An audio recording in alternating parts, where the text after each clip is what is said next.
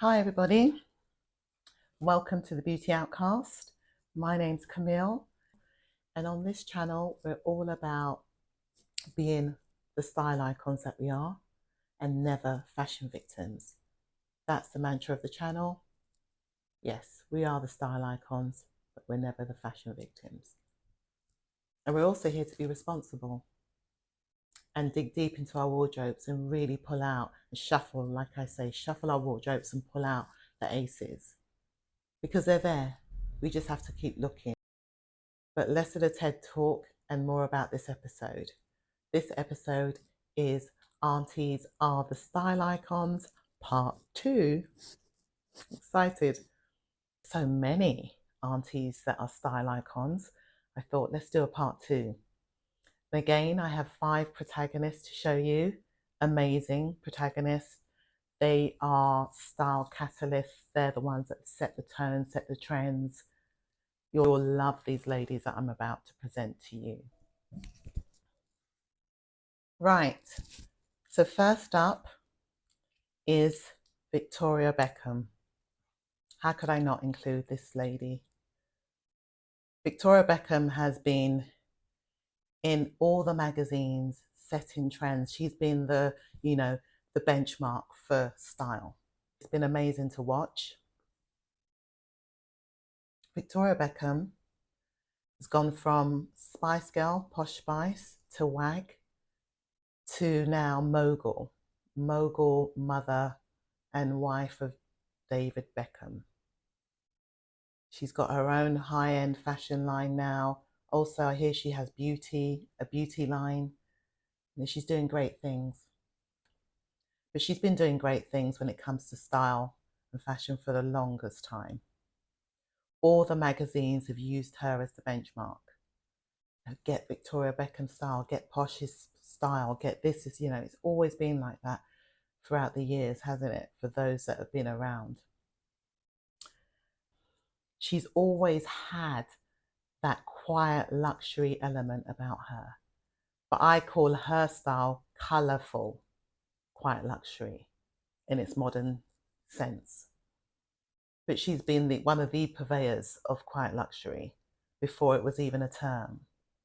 You look at her style, she's always had that sleek, tailored, fitted, really, she's all about tailoring. And that goes for her designs as well, her Victoria Beckham designs. But her personal style has always been about tailoring. She's loved that look about her. From her Posh Spice days when her fitted dresses, but she was always like elegant. That's why I always used to call her posh, and also because of her background. And then moving forward to the WAG days, even the WAG days, which was her most, in inverted commas, tackiest era.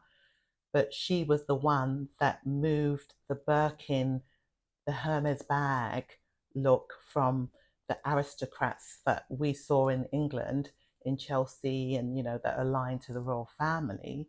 She moved it into the footballer's wives space, and she stayed with a Birkin, be it exotic or the classic colors. She had a Birkin for every day of the week, way before the present day lot. And it's really ironic that now you don't even see her with a Birkin or a Kelly or any kind of Hermes bag now. She's really moved on from that because she did it so long ago.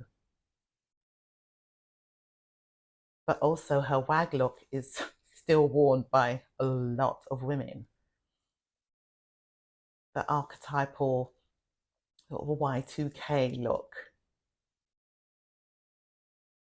Think Paris Hilton, but make it Victoria Beckham. It's been so great. And fast forward, tailored looked, structured silhouettes, colourful silhouettes. She's always brings colour into all her looks. And this is what I love about her. She just doesn't do safe. She doesn't do sort of like posh tailoring, the quite luxury, the row kind of look. She's never done that. She's added pops of animal print or pops of red and just really great pops of colour along the way. And there's that iconic shot when her little girl was first born and she had these sky high, I think they were Louboutins, not quite sure, but someone out there will tell me. And that was an iconic paparazzi picture because this lady has been papped most of her life, right? So she really made a real fashion statement there. And she was just strutting in these super sky high Louboutin boots. It was a moment, a real fashion moment. And she's had many fashion moments along the way. This is what I love about Victoria Beckham. You know, she's a bit quiet now. The people don't give her props now because she's older. But just look at her style resume. It's phenomenal. It's really outstanding. And she's really been deliberate about her style. You can tell she's really in love with style. So it makes sense for her to be a fashion designer. It's perfect, perfect career path for her. But yeah, ladies and gentlemen, Victoria Beckham, this Auntie V, Auntie Victoria.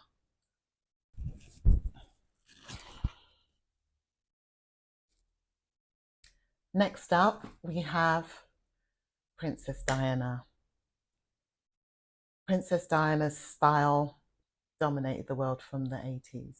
When did she come around? Yeah, it was 80s until she passed. Princess Diana was the Queen of Hearts, but she was also the Queen of Style.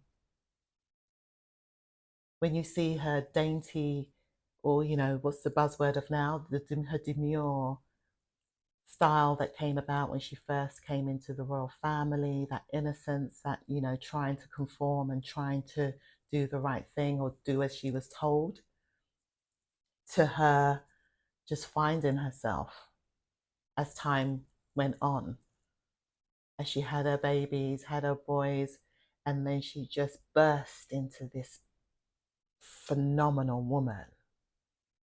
This woman that was like, yeah, I'm here. I know myself. I'm just going to do what I want to do.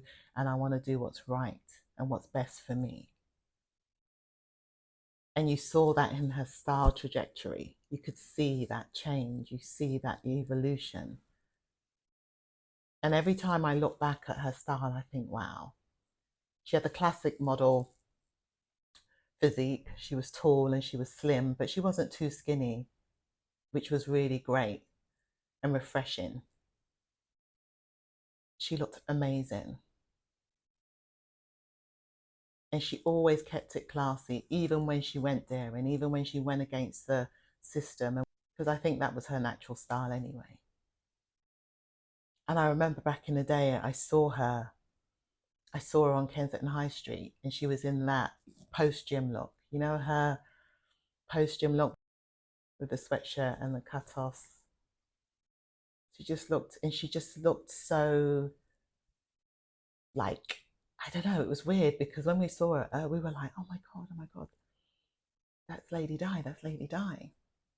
But she didn't bother anybody. She was just going about her business. Must be going to Waterstones and just living her best life and just trying to be incognito as much as she possibly could, which was obviously was never a possibility. But I remember her being so beautiful. I was a young girl looking at her thinking, wow, she's so beautiful. We were all like mesmerized.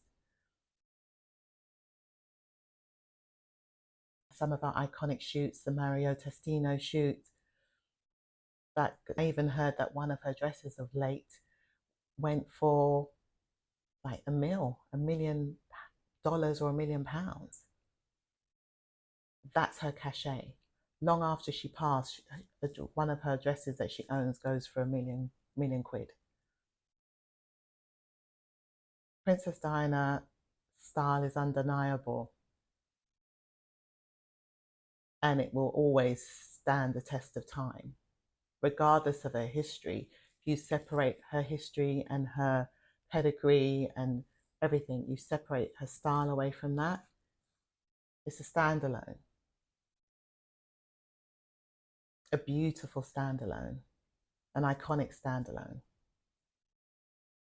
There's no way that when you're talking about, there's conversations about style icons, she is not in it. She's not part of the conversation. That could never. And if that does happen, if people deny that, they would be wrong. I think the reason why I'm choosing these particular style icons, but there's something about their spirit that I take to.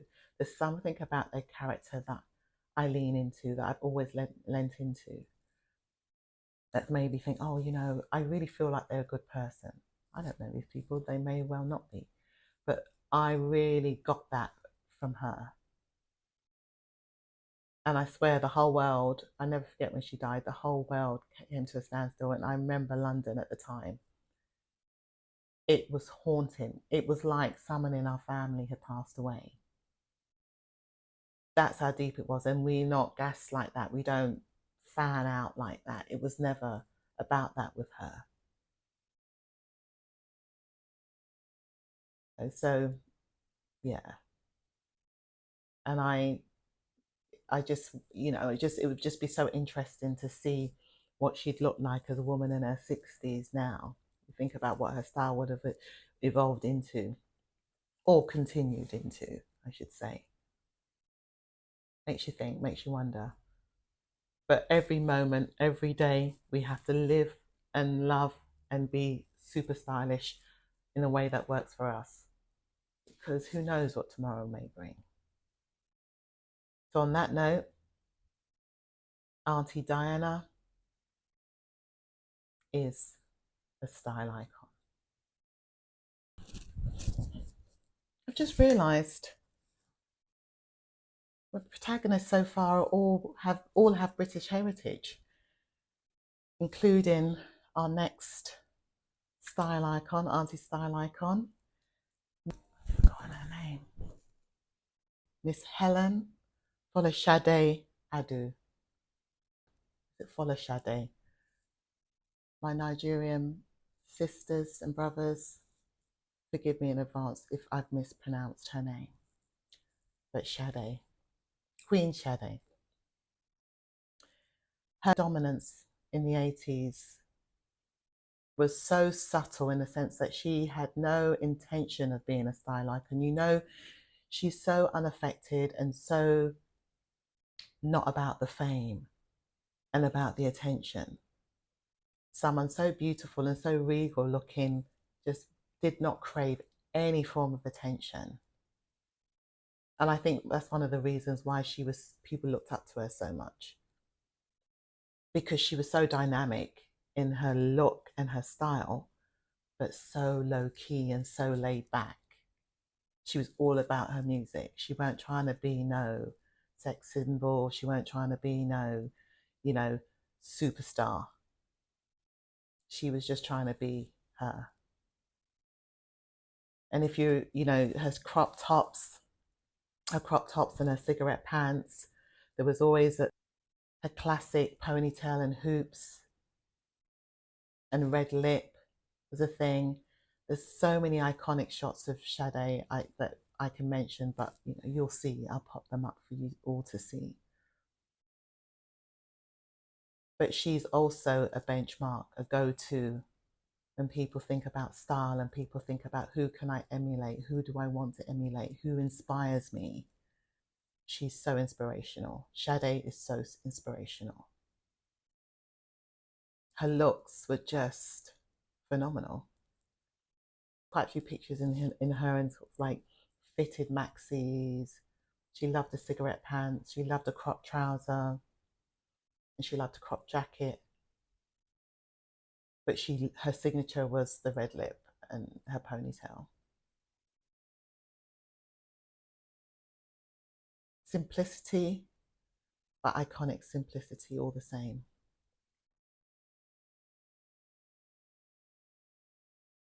Much less her music, the impact what her music made on our lives. Her style made just a bigger impact on us all. Another Londoner that I'm presenting to you. Oh, so that's kind of like 3 in a row, isn't it? Another Brit.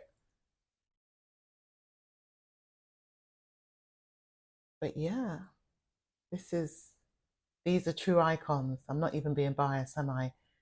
look at the three that I've presented so far. Aren't they amazing? And they truly are the style catalysts. They propelled so many people's looks, so many people's like magazines. They sold so much magazines because everybody wanted to be them. Everybody wanted to, have their looks. Don't you just love that? Because it's all positive. None of these women are, portrayed anything negative to, the younger generations or their peers. It's refreshing, right? They were real role models, whether they liked it or not. So that, ladies and gentlemen, Auntie Sade. Our next auntie flies the Jamaican flag with pride, high and with pride. That is Grace Jones, the iconic, just one of a kind women of the world. Grace Jones, supermodel, artist, musician, actress. There's nothing that woman can't do and hasn't done to present day, who's still going strong. She burst onto the scene in the 70s, started life as a model, and moved to Paris and lived with people like Jerry Hall and Jessica Lange and really made her mark as a supermodel. I believe that the Alec Wex and the super chocolate girls, super slim chocolate girls, the reason why they're on the catwalk is because of Grace Jones. She made it possible for all of them to dominate the catwalks as they do now. Her style, just look at these images, like her style was like no other, especially at that time. She was fearless, colourful, flawless. And do you guys peep the Elsa Peretti cuff that she's rocking in Studio 54? She was a muse of Andy Warhol. She was also a muse of Azzedine Elia, because a lot of the black women of the time when he was coming up, because I don't know if you guys know, but he was of, I think, North African descent. So he was of African descent. So it was a bit more of a struggle for him to really break through, even though his designs, as we all know, are just superb. And people like Tina Turner, Grace Jones, Naomi Campbell, they really rallied around him to promote and, not only walk his shows, but promote his designs. And she was one of his muses. Yeah, like Grace Jones, what can I say? Style queen, the original, paved the way for so many to be so bold and to be so fearless and to be so brilliant. It's Grace Jones. And be so beautiful. Grace Jones, unapologetically. She ushered in the whole androgynous theme when it came to dressing and the whole man, woman, gender situation, and the androgynous exaggerated shouldered jackets, very masculine presence. Grace Jones did that for everybody else to follow, because the lines are completely blurred in present day, right? The lines of what a man can wear and what a woman can wear, there's no real distinction anymore. And she started that all them years ago, from the 70s, 80s. She's still killing it. I think up to recently she was doing a show and she's performing, singing, and I'm sure she must be pushing 80. She's doing a show, she's singing, and she's hula hooping the whole time. And I'm like, and with legs to die for, like, I'm like, how is this even possible? Not only is this woman defying her age, she's defined she's always defied and defined gender norms, society norms. She's defied them all and defined them. Auntie Grace, man, Yeah, definite icon for me. I looked up to her and I just thought she's just amazing. It was her and Whitney Houston for me. Yeah. Yeah, that's Auntie Grace. Okay, last but not least, we have Auntie Kelis. Kelis, again, she came onto the scene, what was it, early 2000s, and changed the face of music, changed the sound and the face of music. She was unpredictable, just like Grace Jones, so unpredictable. She was a look and a style that you wasn't expecting to see. And she did it so effortlessly. And she did it with pride. She was just so colourful. And she is one of the icons that I'm presenting today. Her hair and her clothing went hand in hand with her style. As much as her colourful looks were, so was her hair. All the colours of the rainbow. And she didn't care because she was so uniquely Kelis. She did her own thing. She still does her own thing. She's still just the renegade. She's just a renegade, just like Grace Jones, a renegade. Doing her own thing, saying, right, this is me. This is what I love. This is what I want to sound like. This is what I want to look like. This is my style. And again, someone who's so like edgy. She still exuded the ultimate sexiness and just sensuality as a woman. And if you look, there's so many people that have basically sought inspiration from Kelis. Whether they've given her the props or acknowledged her is a separate thing. But there's proof. There is proof out there that Kelis did it first. There's a lot of Kelis did it first out there. But because she doesn't conform in so many ways, she hasn't been acknowledged for what she has contributed. But those that know, we know the contribution that Kelis has made to the music industry and to the fashion industry. A definitive style icon, definitive. Auntie Kelis, yeah. Yeah, Auntie Kelis, you know, she's doing her thing. She's buying land in Africa. She's a farmer and still rocking her farm fashions. And I also think as natural as you can get. So yeah, she's just, you know, she's just another one that defies societal norms is Kelis. She's never followed the pack. She's done her own thing. And we love that about her. And I love that about all the protagonists. They've done it in all their ways. The first three, somewhat subtly, but Grace and Kelis, yeah, they did it super fearlessly.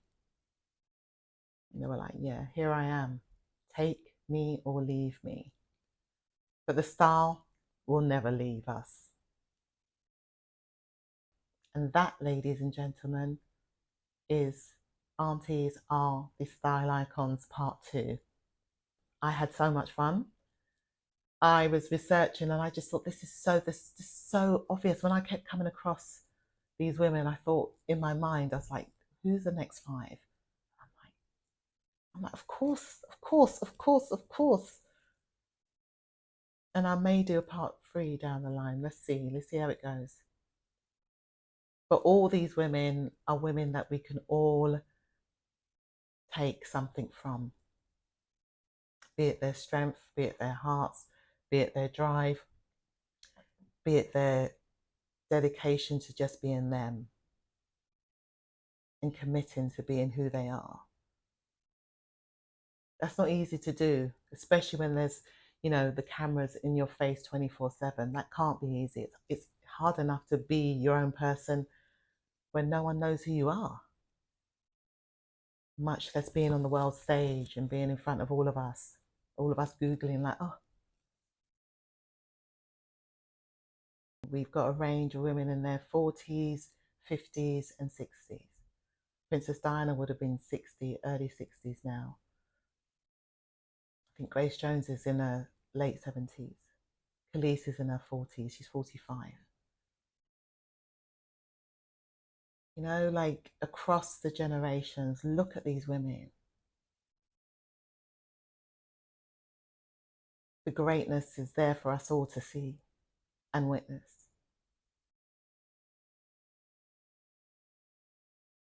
So again, this channel is all about inspiration.